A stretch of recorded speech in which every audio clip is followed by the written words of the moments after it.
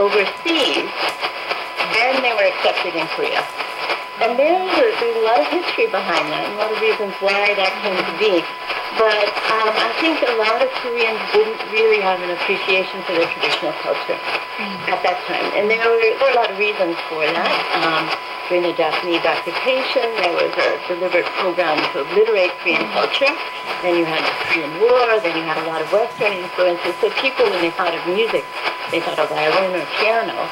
And they would tend to think, oh, our instruments are not as advanced or not as complex, which is completely untrue. But, so there wasn't a lot of people, the way you studied traditional music, either you were born into the family that did it, or else you became what is called a munhaseng, which means actually living with the performer and learning from them day in and day out. Like an apprentice? Like an apprentice, but a very, in Korean, you know the word for disciple, and it's a much closer and a much more spiritual relationship than just a student and a teacher. And you really live the life. You cook their meals for them, you wash their clothes for them. And these people who are national living treasures, they don't sit down and say, okay, time for lesson. It's basically a lifestyle experience. So trying to enter that whole experience as a foreigner was very difficult because I come from kind of a logical background, and I said, okay, when's lesson time? Didn't have lesson time. It was just lifestyle. You did it on the road as you were performing, basically. And so that's why it took me so long to learn.